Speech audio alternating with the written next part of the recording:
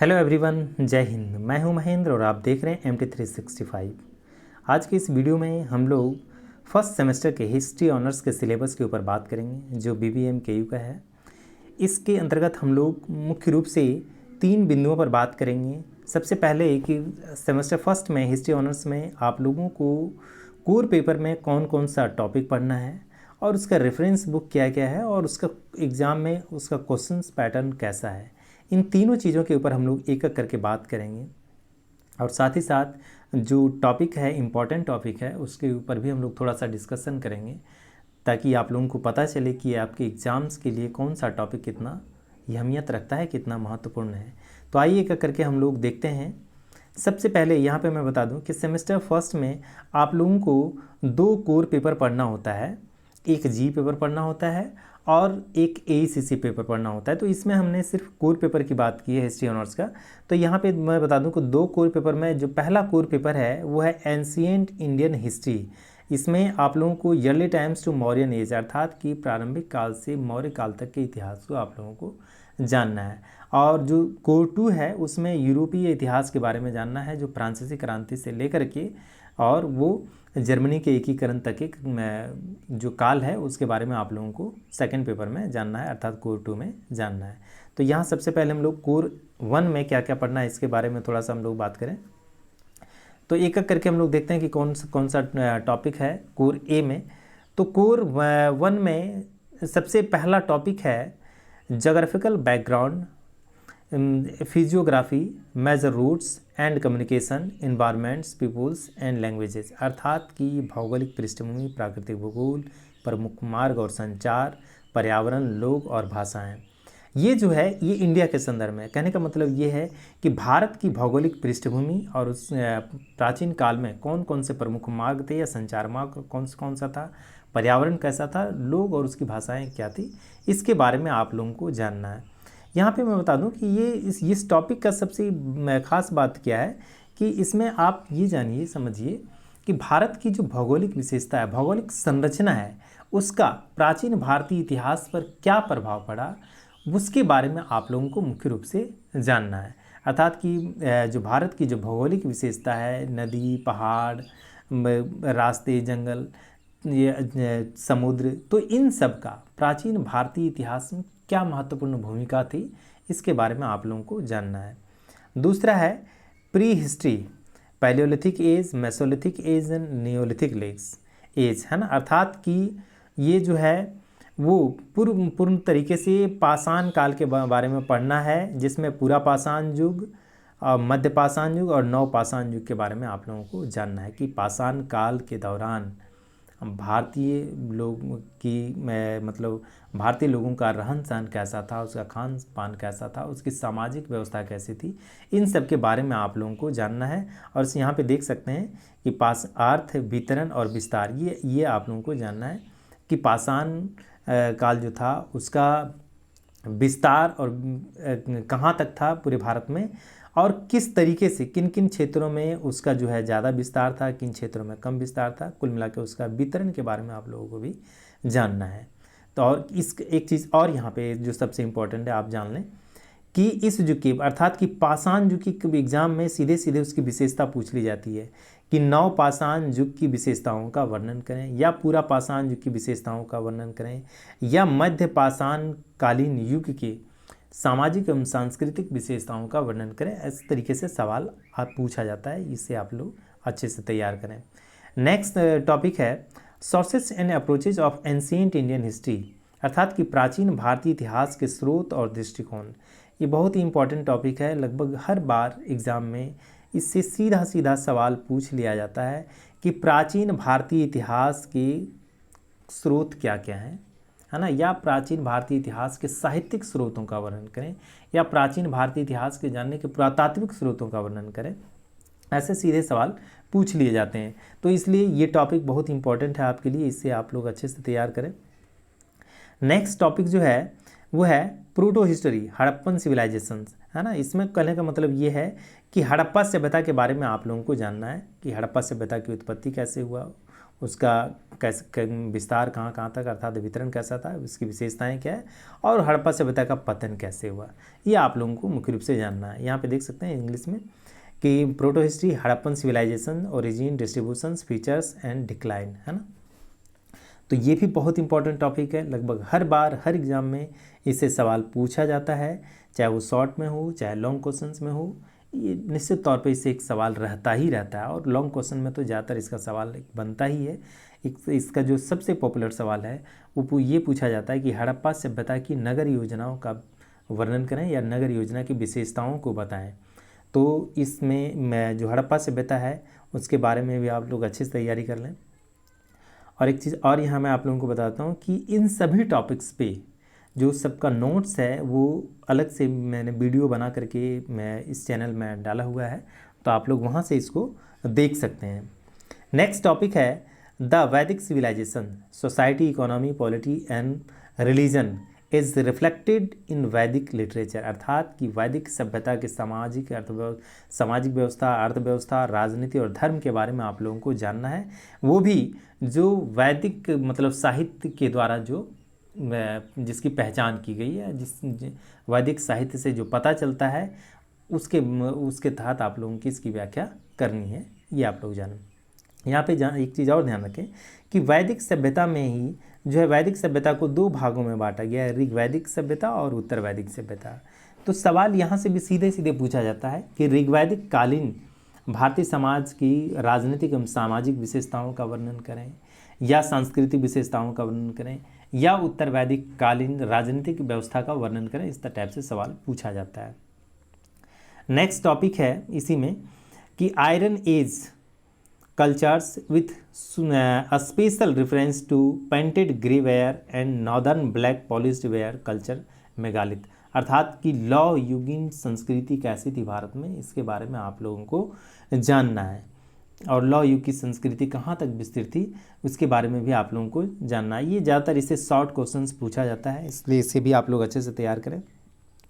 Next topic है religious movement, Jainism and Buddhism, अर्थात कि धार्मिक आंदोलन के अंतर्गत आप लोगों को जैन धर्म और बौद्ध धर्म के बारे में आप लोगों को जानना है।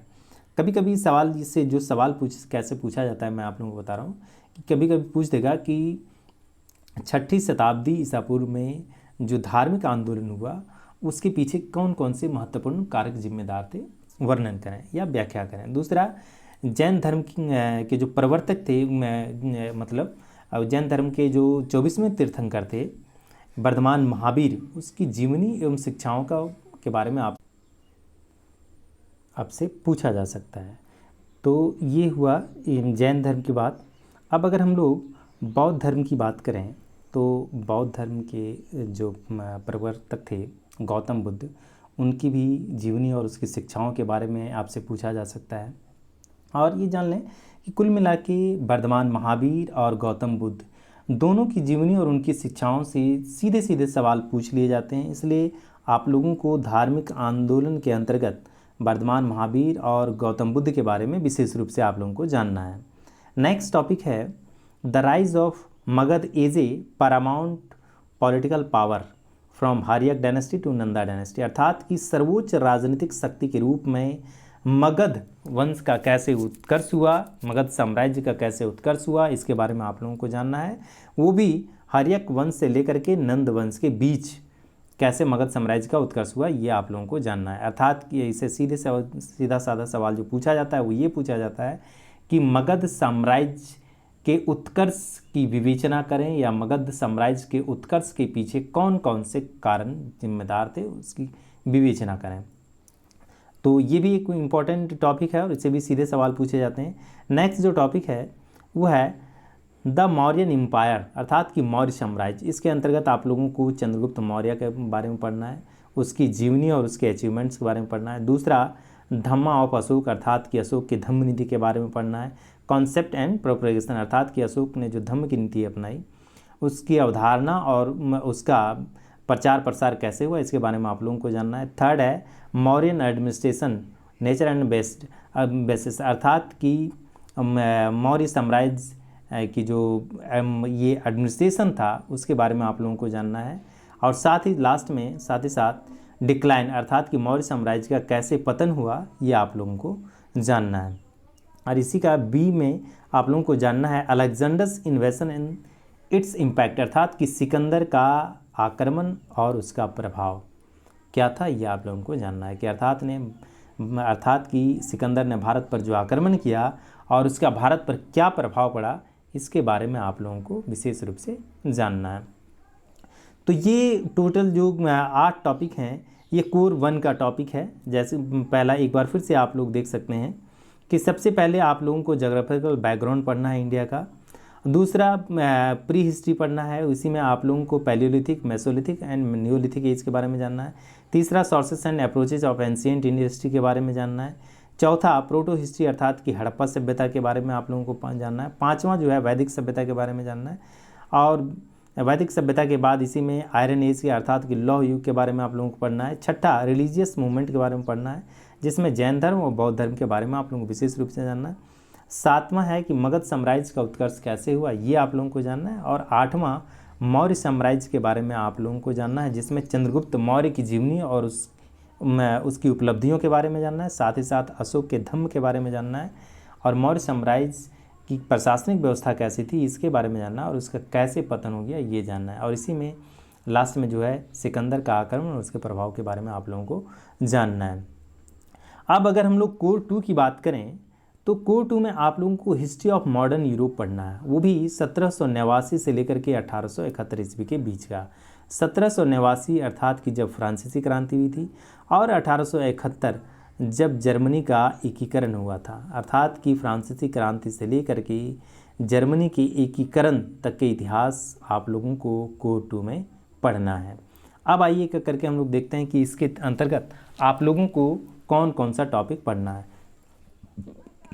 तो इसमें जो सबसे पहला टॉपिक है वो फ्रेंच रेवोल्यूशन है, अर्थात कि फ्रांसीसी क्रांति के बारे में आप लोगों को जानना है। इसमें पहला देखिए फ्रांसीसी क्रांति के काउजेज एंड इम्पैक्ट्स को जानना है, अर्थात कि फ्रांसीसी क्रांति के क्या क्या कारण थे और उसका क्या प्रभाव पड़ा, ये आपको जानना है। दूसरा रोल ऑफ इंटेलेक्चुअल्स, अर्थात कि फ्रांसीसी क्रांति में जो है बुद्धिजीवी वर्ग की क्या भूमिका थी, ये आप लोगों को जानना है। फिर आप लोगों को जानना है कि works of the national assembly, अर्थात कि नेशनल असेंबली के क्या क्या कार्य थे, ये आप लोगों को जानना है। थर्ड है रीजन ऑफ टेरर, अर्थात कि आतंक के युग के बारे में आप लोगों को जानना है। और चौथा में ये है पार्टिसिपेशन ऑफ सोशल क्लासेस, इसके बारे में आप लोगों को जानना है। पांचवा लेगेसी ऑफ द रेवोल्यूशन, अर्थात कि युद्ध की विरासत के बारे में आप लोगों को जानना है। तो ये आप लोगों को इसमें ये जानना है। अब दूसरा टॉपिक जो है, दूसरे टॉपिक में आप लोगों को नेपोलियन बोनापार्ट के बारे में जानना है, जिसमें से राइज ऑफ द नेपोलियन, अर्थात कि नेपोलियन का उदय कैसे हुआ, उसका क्या कंट्रीब्यूशन था, अर्थात कि उसके योगदान क्या थे, और उसका डाउनफॉल अर्थात उसका पतन कैसे हुआ।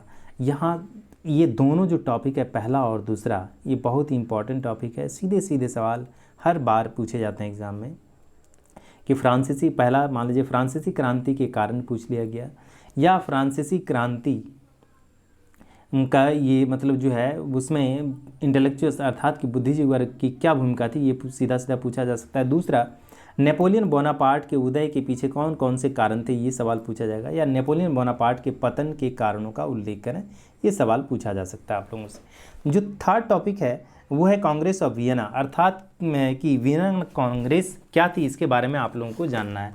तो यहाँ मैं आप लोगों को बता दूँ कि बेसिकली नेपोलियन बोनापार्ट की पराजय के पश्चात यूरोपीय नेताओं ने यूरोप के राजनीतिक मानचित्र के पुनर्निर्माण के लिए समझौता करने के उद्देश्य से 1815 ईस्वी में ऑस्ट्रिया की राजधानी वियना में एक सम्मेलन का आयोजन किया, और इसे ही जो है वह वियना कांग्रेस के नाम से जाना जाता है। थोड़ा सा आप लोग ये जान लें कि नेपोलियन जब अपने उत्कर्ष पे था तो उसने अपने युद्ध नीति के द्वारा या युद्धों के द्वारा पूरे यूरोप की राजनीतिक व्यवस्था को अस्त व्यस्त कर दिया था, और अंततः जब वाटरलू के युद्ध में नेपोलियन की हार हो जाती है, उसके बाद फिर से पूरे यूरोप की राजनीतिक व्यवस्था को कैसे सही किया जाए, इसी के लिए जो है यह वियना कांग्रेस का आयोजन किया गया था 1815 ईस्वी में ऑस्ट्रिया की राजधानी वियना में। फोर्थ टॉपिक है कंसर्ट ऑफ यूरोप, है ना, अर्थात कि यूरोपीय संहिता। यहाँ पे एक चीज़ यही ये भी जो है नेपोलियन बोनापार्ट के युद्धों से ही संबंधित है। यूरोपीय संहिता का मतलब यह है कि यूरोपीय संहिता या यूरोपीय व्यवस्था से तात्पर्य वियना कांग्रेस के बाद की व्यवस्था से है, जो शक्ति संतुलन का प्रतिनिधित्व करती थी। कहने का मतलब ये है कि वियना कांग्रेस के बाद यूरोप की जो व्यवस्था, यूरोप में जो व्यवस्था स्थापित की गई थी वो इसी यूरोपीय संहिता के द्वारा स्थापित की गई थी। इसके बाद है मैटरनिक सिस्टम, अर्थात कि मैटरनिक व्यवस्था। मैटरनिक व्यवस्था भी इन्हीं सारी चीज़ों से एक दूसरे से कनेक्टेड था। इसमें यह जान लें कि मैटरनिक जो था यह ऑस्ट्रियाई साम्राज्य का विदेश मंत्री था। वह अपने समय का सबसे महत्वपूर्ण और सबसे प्रतिभाशाली राजनयिक था। नेपोलियन के पराजय के बाद मैटरनिक यूरोप की राजनीति का सर्वेसर्वा बन गया था। उसने यूरोपीय राजनीति में इतनी महत्वपूर्ण भूमिका निभाई कि उसने मतलब जो है कि उसे 1815 से 1848 तक के यूरोपीय इतिहास को मैटरनिक युग के नाम से ही जाना जाने लगा था। नेपोलियन पतन के पश्चात मैटरनिक ने पूरे यूरोप में शक्ति संतुलन के लिए जो सिद्धांत और विचार अपनाए उसे ही मैटरनिक व्यवस्था के नाम से जाना जाता है। इसके बाद जो नेक्स्ट टॉपिक है वो है रिवोल्यूशन ऑफ 1830 एंड 1848, अर्थात कि 1830 से 1848 के बीच की जो यूरोप में जो क्रांतियाँ हुई उसके बारे में आप लोगों को जानना है। यहाँ एक चीज़ ध्यान रखें कि 1830 से 1848 के बीच यूरोप में जितनी भी क्रांतियाँ हुई उससे यूरोप में जो है राष्ट्रवाद की भावना के विकास में काफ़ी मदद मिली थी। तो कुल मिला के यूरोप में समाजवाद एवं राष्ट्रवाद का विकास कैसे कैसे हुआ इसके बारे में आप लोगों को इस टॉपिक में पढ़ना है। 7वां टॉपिक है domestic and foreign policy of Napoleon तृतीय, अर्थात नेपोलियन तृतीय की गृह नीति विदेश नीति क्या क्या थी इसके बारे में आप लोगों को जानना और इसका क्या प्रभाव पड़ा ये जानना है। नेक्स्ट है क्रीमिया वार, अर्थात कि क्रीमिया युद्ध के बारे में आप लोगों को पढ़ना है। क्रीमिया युद्ध जो है यह मतलब बेसिकली 1853 से 1855 के बीच में लड़ा गया था। यहाँ ध्यान रखें कि यह युद्ध जो है काला सागर के आसपास लड़ा गया था। इस युद्ध में एक तरफ फ्रांस, ब्रिटेन, सार्डिनिया और तुर्की था, वहीं दूसरी तरफ रूस था। और इसे एक चीज़ ध्यान रखें कि इसे विश्व में इतिहास की सबसे मूर्खतापूर्ण युद्ध की संज्ञा दी गई है, इसी क्रीमिया युद्ध को, है ना। और एंड लास्ट टॉपिक है unification of Italy and Germany, अर्थात कि इटली एवं जर्मनी का एकीकरण कैसे संपन्न हुआ ये आप लोगों को इसमें जानना है। तो इस तरीके से कोर 2 में आप लोगों को फ्रांसीसी क्रांति, नेपोलियन बोनापार्ट, वियना कांग्रेस, यूरोपीय संहिता, मैटरनिक व्यवस्था, 1830 एवं 1848 के बीच की क्रांति, नेपोलियन तृतीय की गृह नीति एवं विदेश नीति, क्रीमिया युद्ध एवं इटली एवं जर्मनी का एकीकरण के बारे में आप लोगों को पढ़ना है। अब अगर हम लोग इसके क्वेश्चंस पैटर्न की बात करें तो यहाँ पे मैं बता दूं कि यहाँ पे जो क्वेश्चन पैटर्न की बात करें, जो मैं जिस क्वेश्चन पैटर्न की बात कर रहा हूँ वो बेसिकली आपके एक्सटर्नल एग्ज़ाम का है। तो आपका जो एक्सटर्नल एग्ज़ाम होगा वो टोटल 80 मार्क्स का होगा, क्योंकि 20 मार्क्स का जो एग्ज़ाम होता है वो आपका इंटरनल एग्ज़ाम होता है। और ये 80 मार्क्स में के लिए आप लोगों को 3 घंटे का समय मिलेगा और इसके लिए पासिंग मार्क्स है 32। तो ये 32 और ये इंटरनल एग्ज़ाम जो 20 नंबर का होता है उसमें पासिंग मार्क्स होता है 8 नंबर। तो 32 और 8 को टोटल अगर आप 40 नंबर लाते हैं 100 में तो आप जो है पास होंगे।